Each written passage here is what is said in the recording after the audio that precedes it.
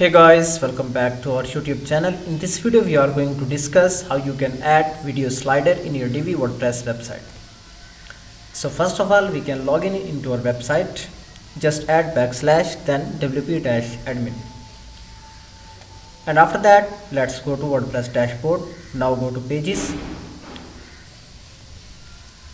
then we can view home one. So this is website front page. Just enable Divi Visual Builder, and after that here you can see page builder is loading. So now we can add here a new section. Scroll down and here you can see plus. Just click here and after that click regular. Then now here we can select one column row, and here we can search for video slider.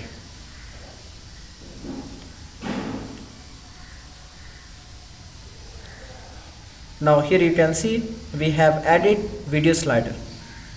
So by default we can see only one video. Now let's go to video setting. Then here we can delete this video and we can add our own video. Let's click on the settings. Now here you can directly insert the video from the URL. Just you can copy any YouTube video code or URL, then you can add here. After that, now just we can duplicate, then again one more time.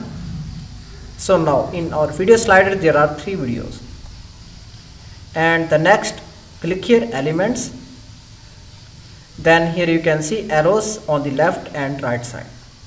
If you want to disable, just click here, and here you can see thumbnail track.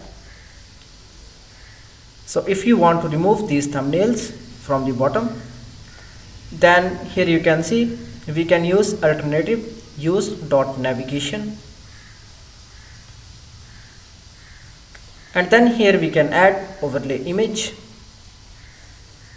Then we can add a background, then go to design tab. So now we can customize the controls. For example, play icon color. Here you can see this is the play icon, as well as you can change this icon. Then scroll down, here we can change sizing, spacing, as well as border and box shadow. Also you can apply some animations to your video slider. If you want to increase this slider width and height, just you can go to row setting, then design tab, sizing, and after that scroll down,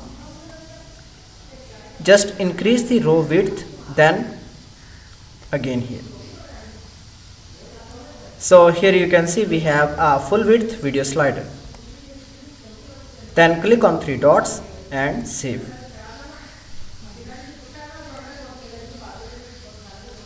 Now let's reload the page. Here you can see this is the final result. Okay, thank you for watching video.